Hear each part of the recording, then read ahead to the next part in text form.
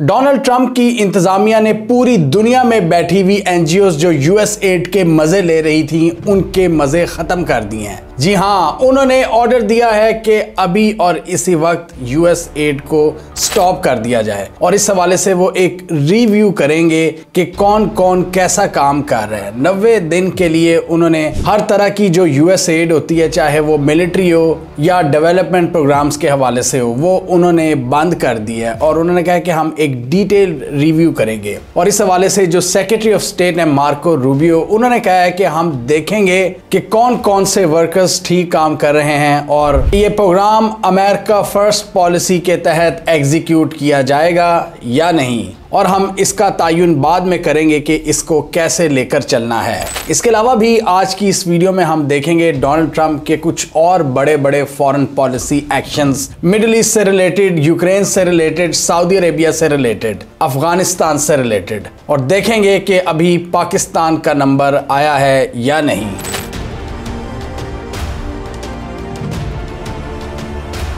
US add के तहत तकरीबन 10,000 बंदा काम करता है और अमेरिका के जो फॉरेन पॉलिसी ऑब्जेक्टिव्स होते हैं उन एजेंडास को वो उस एड के जरिए भी पूरा करते हैं, इंटीग्रेशन करते हैं। बड़े स्मार्ट लोग होते हैं अमेरिकन्स। वो जब किसी को एड देते हैं साथ अपनी फिलॉसफी भी फैलाते हैं। जिस तरह चाइना के प्रेसिडेंट शी जिनपिंग ने कहा था कि आप चाइना में अपनी मर्जी की डेमोक्रेसी हम पर नहीं थोप सकते। हम भी डेमोक्रेटिक कंट्री हैं लेकिन हमारी डेमोक्रेसी हमारे स्टाइल की है। तो यूएस की ये कोशिश होती है कि जो उनकी वैल्यूज हैं, जो उनके सेट ऑफ प्रिंसिपल्स हैं, पूरी दुनिया में उसको प्रोपेगेट करने की कोशिश करें और डिफरेंट फंडिंग प्रोग्राम्स होते हैं जिसके थ्रू वो ये करते हैं। इसमें कुछ हिडन प्रोग्राम्स भी होते हैं और कुछ खुलकर सामने आते हैं। फॉर एग्जाम्पल, बाइडेन की हुकूमत ने बहुत ज़्यादा वोक पॉलिसीज़ को प्रमोट किया था, DEI जैसी पॉलिसीज़, डाइवर्सिटी, इक्विटी और इंक्लूजन, और उसके तहत ट्रांसजेंडर और LGBTQ लोगों को सपोर्ट प्रोवाइड की गई थी पूरी दुनिया में। और एक ये भी खबर आई थी कि पाकिस्तान जैसे कंट्रीज़ में भी उन असातिज़ा के लिए ग्रांट्स प्रोवाइड की गई हैं जो LGBTQ के हवाले से बच्चों में अवेयरनेस पैदा करेंगे। तो ट्रंप तो इसको उड़ा चुके हैं। ट्रंप तो कहते हैं कि मेरी हुकूमत में 2 जेंडर्स होंगे, मेल और फीमेल, इसके अलावा हम किसी को रिकग्नाइज नहीं करेंगे। तो ये फेमिनिज्म, LGBTQ, ट्रांसजेंडर लोगों के लिए जो भी स्कीम चल रही थी यूएस एड के तहत, वो फिलहाल बंद हो जाएंगी। लिबरलिज्म का जो पूरा प्रोजेक्ट है, लिबरल आइडियाज को फरोग देने का, आप देखेंगे फिलहाल उसमें एक बहुत बड़ा पॉज आएगा। और आप देखेंगे कि पाकिस्तान में भी वो लोग जो लिबरल एजेंडा को प्रमोट कर रहे थे, पिछले 4 सालों में इसमें बहुत ज़्यादा तेज़ी आई थी, वो भी फिलहाल बंद हो जाएंगे। यूएस एड के तहत अमेरिका सालाना तकरीबन $68 बिलियन खर्च करता है और दुनिया के डिफरेंट ममालिक में डिस्ट्रीब्यूट करता है ये पैसा, ताकि वो अमेरिका के साथ अलाइन रह सकें। अब इसमें क्या होता है, वो किन ममालिक की एड को कभी कभार रोक देते हैं जब वो ये समझते हैं कि वो हमारी पॉलिसीज़ के साथ अलाइन नहीं कर रहे या हमारी आइडियोलॉजी के साथ। ऊपर की तो ये चीज़ें होती हैं कि आपके मुल्क में इलेक्शन फ्री एंड फेयर होने चाहिए, डेमोक्रेसी होने चाहिए आपके मुल्क में ह्यूमन राइट्स की पासदारी होनी चाहिए। इन प्रोग्राम्स के लिए हम आपके मुल्क को सपोर्ट करेंगे डेवलपमेंट प्रोजेक्ट्स में। लेकिन अक्सर हम इसमें देखते हैं कि अमेरिका डिस्क्रिमिनेशन भी कर जाता है और वो ममालिक जो अमेरिका बहादुर के साथ नहीं जाते, कि कोई ना कोई इख्तलाफ आ जाता है, उनको ये पैसे देना बंद कर देते हैं। और कोई दूसरा मुल्क वो चाहे ह्यूमन राइट्स की खिलाफ वर्जी कर भी रहा हो लेकिन यूएस के साथ अलाइंड हो, उसको ग्रांट्स मिलती रहती हैं और उस पर कोई क्रिटिसिज्म नहीं होता। अभी इंटरेस्टिंग चीज़ क्या हुई है कि जो इन्होंने एड बंद की है पूरी दुनिया की, सिर्फ 2 ममालिक हैं जिनकी एड इन्होंने बंद नहीं की। उसमें उन 2 ममालिक का क्या नाम है, वो है इजराइल और इजिप्ट।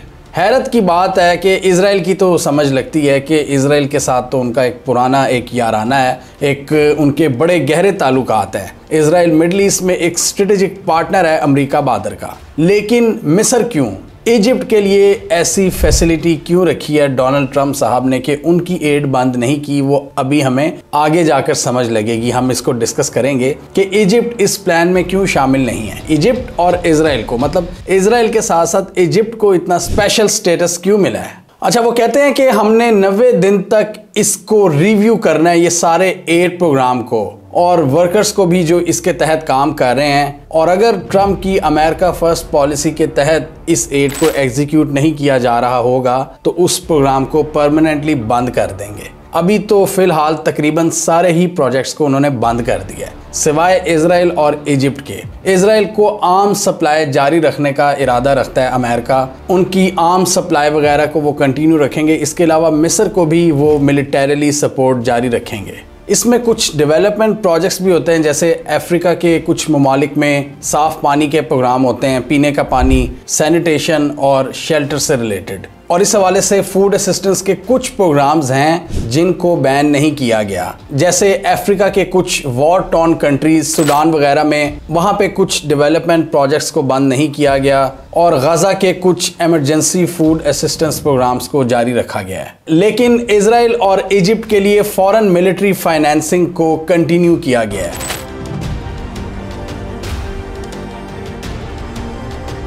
इस हवाले से डोनाल्ड ट्रंप का एक बड़ा ही रेडिकल आइडिया सामने आया है गजा के हवाले से, और उन्होंने कहा है कि मैं गजा को साफ करना चाहता हूं, और इसमें इजिप्ट और जॉर्डन को ये चाहिए कि बहुत से गजा के लोगों को अपने मुल्क में सेटल कर लें ताकि वो अपनी ज़िंदगियां नए सिरे से शुरू कर सकें एक पीस वाले माहौल में। वो कहते हैं कि मेरी जॉर्डन के किंग और इजिप्ट के सदर सीसी से फ़ोन पर बात हुई है और उनको मैंने कायल करने की कोशिश की है कि आप फ़लस्तीनियों को अपने मुल्क में ज़्यादा से ज़्यादा एडजस्ट करें। उनके अल्फाज ये थे कि I would like Egypt to take people, you are talking about probably 1.5 million people and we just clean out that whole thing and say you know it's over, कि गजा में आप लोगों के लिए कोई जगह नहीं है। इस हवाले से डेफिनेटली फ़लस्तीनी लोगों का बड़ा स्ट्रॉन्ग रिस्पांस सामने आया है और उन्होंने ट्रंप के इस बयान को रद्द किया टोटली। जॉर्डन का भी ऑफिशियल पॉइंट ऑफ व्यू सामने आया है और उन्होंने ये कहा है कि 2 स्टेट सोल्यूशन ही इसराइल फ़लस्तीन मसले का हल है और हम ट्रंप की इस बात से एग्री नहीं करते, और इसलिए शायद इजिप्ट का जो फॉरेन मिलिट्री असिस्टेंस का प्रोग्राम है उसको बंद नहीं किया गया। पूरी दुनिया में इन्होंने यूएस एड के तहत प्रोग्राम्स को बंद कर दिया, लेकिन इसराइल के साथ साथ मिस्र का प्रोग्राम भी इन्होंने जारी रखा है, और शायद इसलिए कि वो अब ये चाहते हैं कि वो ज़्यादा से ज़्यादा फ़लस्तीनियों को अपने मुल्क में आबाद करें। जॉर्डन की बात करें तो ऑलरेडी वहाँ पर तकरीबन 23 लाख फ़लस्तीनी रेफ्यूजीज़ रह रहे हैं। ये उतनी ही तादाद है जो गजा की कुल आबादी है, उसके पैरेलल तकरीबन उतने ही और लोग ऑलरेडी जॉर्डन के अंदर रह रहे हैं। तो जॉर्डन की इकोनॉमी पर एक बहुत बड़ा दबाव आ जाएगा, इसलिए जॉर्डन कभी भी इसको एक्सेप्ट नहीं करेगा। इसके अलावा इसकी दूसरी सोशल इम्प्लीकेशंस भी हैं। लोग बड़ा नाराज़ होंगे कि ये कैसा प्रपोजल है कि गजा के लोगों को अपनी ही ज़मीन से एक बार फिर बेघर करने की तैयारी की जा रही है। जिस तरह 1948 में इजराइलीज़ ने ज़बरदस्ती इनके घरों पर कब्ज़ा किया था, उस नकबा की खौफनाक यादें फिर ताज़ा करने जा रहे हैं डोनाल्ड ट्रंप। और ट्रंप साहब ये कहते हैं कि I would love for you to take on more. Jordan को कहते हैं कि I am looking at the whole Gaza strip right now and it's a mess, it's a real mess, और इस मेस को हमें क्लीन करना होगा। वो कहते हैं कि वहाँ पर तो कुछ बचा ही नहीं है, लिहाजा अब इन्हें दूसरी जगहों पर ट्रांसफ़र होना चाहिए। और इजिप्ट को जो इन्होंने कहा है कि ज़्यादा से ज़्यादा लोगों को आबाद करो, वो सिनाई पेनिनसुला है जहाँ पर ये चाहते हैं कि ज़्यादा से ज़्यादा फ़लस्तीनी रहें आकर। सिनाई पेनिनसुला एक बहुत ही गर्म रीजन है, ये पूरा डेजर्ट है और फ़लस्तीन और इजिप्ट के दरमियान एक रीजन है। इस पूरे इलाके को इसराइल ने 1967 की जंग में कैप्चर कर लिया था और बाद में जब पीस डील साइन हुई थी तब इसराइल ने ये वापस किया था। तो इस इलाके पर बहुत पहले से ही इनकी नज़रें हैं और वो ये चाहते हैं कि वहाँ पर ये रिलोकेट हो जाएं गजा के लोग। इसके अलावा 2000 पाउंड्स बॉम्ब की जो सप्लाई रोकी हुई थी बाइडेन एडमिनिस्ट्रेशन ने इसराइल को, ट्रंप ने वो वेपन सप्लाई भी इसराइल के लिए जारी कर दी है। ट्रंप से जब ये सवाल किया गया कि आपने इतने मौलिक हथियार इसराइल को क्यों दोबारा देने शुरू कर दिए, तो उनका सिंपल रिप्लाई ये था कि उन्होंने ये ख़रीदे हैं इसलिए हमने इस बैन को उठाया है। ट्रंप का जो एड सस्पेंशन का ये प्लान है, इसकी वजह से बहुत से अफ़गान रेफ्यूजीज़ भी मुतासिर हो रहे हैं और अब वो दोबारा पाकिस्तान और कतर की जानिब देख रहे हैं कि उनको ज़्यादा से ज़्यादा एडजस्ट किया जाए। तकरीबन 40,000 अफ़गान्स हैं जिनका यूएस जाने का प्लान था, बाइडेन एडमिनिस्ट्रेशन ने उनको वीज़े वगैरह दिए थे, उनका यूएस जाने का भी प्लान अब खटाई में पड़ गया है। और दूसरी तरफ रशिया यूक्रेन जंग की बात करें तो $60 बिलियन का पैकेज जो यूक्रेन के लिए मंजूर हुआ था वो भी अब खटाई में पड़ जाएगा और इसकी वजह से बहुत से लोग उम्मीद कर रहे हैं कि रशिया यूक्रेन जंग का अब खात्मा होगा। पिछले दिनों डोनाल्ड ट्रंप ने बड़े दबे अल्फाज में क्रिटिसाइज किया मोहम्मद बिन सलमान को। उन्होंने कहा कि अगर सऊदी अरब और ओपेक कंट्रीज ऑयल सप्लाई को बढ़ा देते और तेल की कीमतों में इजाफा ना करते तो इसकी वजह से रूस अपनी जंग को जारी नहीं रख सकता था।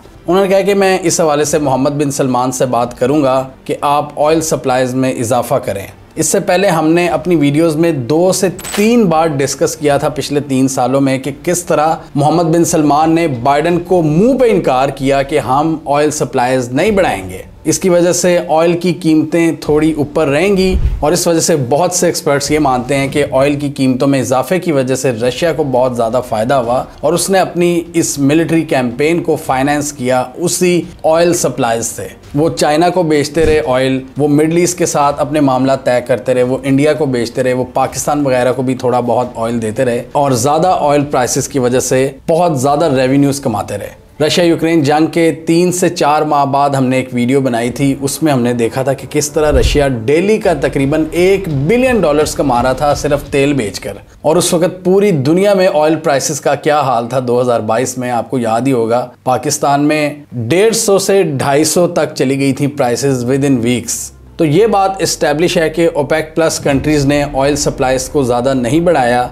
और इस लेवल तक नहीं बढ़ाया कि ऑयल की प्राइसेस कहीं डाउन ना हो जाएं। उन्होंने ऑयल प्राइसेस को पिछले 3 सालों में हाई रखा है और डोनाल्ड ट्रंप ये मानते हैं और सही उनका ख्याल है कि अगर ऑयल प्राइसेस कम होती तो रशिया को इसका फ़ायदा ना होता। वो कहते हैं कि अब मैं ऑयल सप्लाई बढ़ाऊंगा पूरी दुनिया में, मोहम्मद बिन सलमान से भी बात करूंगा, अमेरिका के भी स्ट्रेटेजिक रिजर्व्स में इजाफा करूंगा, हमारी ऑयल प्रोडक्शन भी जब ज़्यादा होगी, हम ज़्यादा ड्रिल करेंगे तो इसकी वजह से तेल की प्राइसेस कम होंगी पूरी दुनिया में और रशिया यूक्रेन जंग खुद ब खुद रुक जाएगी। और इसके अलावा जो मिलिट्री असिस्टेंस पैकेज था यूक्रेन के लिए वो भी अब ख़तरे में पड़ गया है ट्रंप के इस इकदाम की वजह से।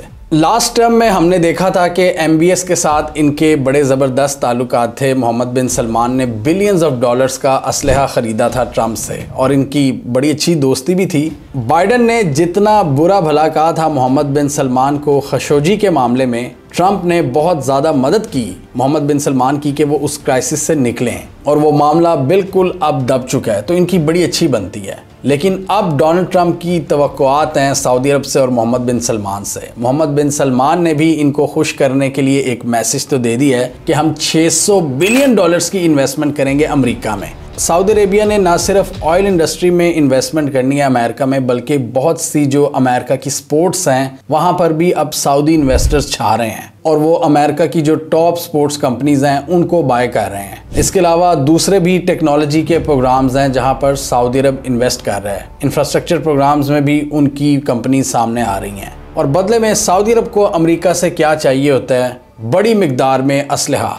अमेरिका सऊदी अरब का सबसे बड़ा ट्रेडिंग पार्टनर है when it comes to military equipment. वो बड़ी मिकदार में अमेरिका से मिलिट्री इक्विपमेंट बाय करते हैं और जब वो ज़्यादा असलहा बेचते हैं तो ट्रंप को वो बहुत खूबसूरत असलहा नज़र आता है जो उन्होंने 2018 में कहा था। और ये $600 बिलियन की इन्वेस्टमेंट का जो ऐलान किया MBS ने, उसमें इस असलहे की ख़रीदारी भी शामिल है। लेकिन ट्रंप ये चाहते हैं कि मोहम्मद बिन सलमान इस इन्वेस्टमेंट को $1 ट्रिलियन तक लेके जाएं और साथ ही ओपेक प्लस के साथ मिलकर ऑयल सप्लाईज बढ़ाएं और ऑयल की कीमतों में कमी लाएं पूरी दुनिया में। जो बाइडन के दौर में मोहम्मद बिन सलमान ने सीधा नो कह दिया था, एब्सोल्युटली नॉट कहा था। अब देखते हैं कि वो ट्रंप को क्या पैगाम देते हैं। क्लियरली नज़र आ रहा है कि अमेरिका फर्स्ट प्रोग्राम के तहत डोनाल्ड ट्रंप की इंतज़ामिया अग्रेसिव पॉलिसीज़ को आगे लेकर चल रही है और सिर्फ अमेरिका का मफाद देख रही है, जिसमें वो टैरिफ्स में इजाफा कर रहे हैं चाइना, यूरोप, कनाडा और मैक्सिको पर। फिर सऊदी अरब से कह रहे हैं कि ज़्यादा से ज़्यादा इन्वेस्टमेंट करो, तेल की प्राइसेस को आप कम करो। और दूसरा ये US एड को सस्पेंड कर रहे हैं कुछ वक्त के लिए जब तक रिव्यू नहीं हो जाता। ये सारे वो इकदामात हैं जिससे डोनाल्ड ट्रंप ये समझते हैं कि हम अमेरिका के रेवेन्यूज़ में इजाफा करेंगे, अमेरिका की इकॉनमी को ऊपर करेंगे। और इसके अलावा अमेरिका की जो ब्यूरोक्रेसी है वो भी उनके निशाने पर है। डोनाल्ड लू साहब भी फारिग हो चुके हैं, जिनका पाकिस्तान में पॉलिटिकल इंटरफेरेंस के हवाले से बड़ा चर्चा था। ये हमने पहले ही प्रिडिक्ट किया था अपनी वीडियोस में कि विक्टोरिया न्यूलैंड और डोनाल्ड लू जैसे कैरेक्टर्स अब फारिग होंगे। इस तरह के बहुत से जो सेक्रेटरीज हैं उनको फारिग किया जा रहा है। डोनाल्ड ट्रंप ने अपने बंदे तैनात करने हैं और अपनी मर्जी की पॉलिसी को आगे लेकर चलना है, जिसमें अमेरिका फर्स्ट उसका मेन कैरेक्टर होगा। अमेरिका फर्स्ट के साथ साथ वो ये चाहते हैं कि हम फजूल में पैसा स्पेंड नहीं करेंगे। अगर किसी को पैसा देना है तो उसमें ये चीज़ ज़हन में रखी जाएगी कि अमेरिका को उसमें फ़ायदा होगा या नहीं। इजराइल को मिलिट्री असिस्टेंस उन्होंने जारी रखी है और इजिप्ट और जॉर्डन से वो ये तवक्का कर रहे हैं कि वो फ़लस्तीनियों को ज़्यादा से ज़्यादा आबाद करें, और यूरोप से उनकी डिमांड ये है कि वो डीरेगुलराइज करें बहुत सी चीज़ों को जिसकी वजह से अमेरिका इन्वेस्टमेंट नहीं कर पाता यूरोप में। वो कहते हैं कि मुझे चंद लम्हों के अंदर अंदर अप्रूवल मिलनी चाहिए, जबकि यूरोप में ब्यूरोक्रेसी की वजह से 5-5 साल लग जाते हैं। तो इस चीज़ से ट्रंप नाखुश हैं और इसी का गुस्सा वो निकालेंगे यूरोप पर मज़ीद टैरिफ आयद करके। यूरोप भी अमेरिका में अब एक नया दौर देख रहा है जिसमें उनको नए हालात व वाक़यात का सामना करना पड़ेगा, जिसमें नेटो की फंडिंग कम होगी, यूक्रेन की मिलिट्री असिस्टेंस का अब कुछ नहीं पता, टैरिफ आयद होंगे, और ट्रंप की मिडल ईस्ट की पॉलिसी भी हमारे सामने है। सऊदी अरब, जॉर्डन, मिस्र, इजराइल और फ़लस्तीन। अब देखना यह है कि पाकिस्तान ट्रंप से कब कनेक्ट करता है। मोदी के जयशंकर से भी उनकी मुलाकात हो चुकी है, सेक्रेटरी ऑफ स्टेट की, तो भारत से भी उनकी बातचीत चल रही है, चाइना से भी उनकी किसी हद तक कोई ना कोई निगोसिएशंस चल रही हैं। ईरान के हवाले से ट्रंप अग्रेसिव होंगे, लेकिन पाकिस्तान का अभी कुछ नहीं पता। इस माहौल में आप खुद बताएं, क्या मोहम्मद बिन सलमान ट्रंप के आगे पाकिस्तान का मुकदमा रख सकेंगे, जबकि ऑलरेडी ट्रंप की MBS के सामने कितनी बड़ी विश लिस्ट है, तो पाकिस्तान कैसे अकोमोडेट होगा वहाँ पे। और दूसरा ये कि ओवरसीज़ पाकिस्तानीज़ जो कि ज़्यादातर इमरान खान के सपोर्टर्स हैं, क्या वो ट्रंप से कनेक्ट करेंगे, लेकिन क्या वो अपने तौर पर कुछ करेंगे या पाकिस्तान की स्टेट के बिहाफ पर कनेक्ट करेंगे। पाकिस्तान की सरकार कैसे डोनाल्ड ट्रंप इंतज़ामिया से रब्ता करेगी, जबकि डोनाल्ड लू और डोनाल्ड ब्लोम दोनों फारिग हो चुके हैं। क्या CIA और सेंटकॉम पाकिस्तान के लिए आखिरी रास्ता रह गया ट्रंप से कनेक्ट करने के लिए? आप क्या समझते हैं? कमेंट कीजिए। इसके अलावा हमारा YouTube चैनल सब्सक्राइब कर लें, साथ ही वो बेल आइकॉन भी दबा लें, ताकि वो स्टोरीज दुनिया भर से पाकिस्तान से जिनकी मेन स्ट्रीम मीडिया पर प्रॉपर कवरेज नहीं होती, हमारे प्लेटफॉर्म के थ्रू आप तक टाइम पर पहुंच जाएं।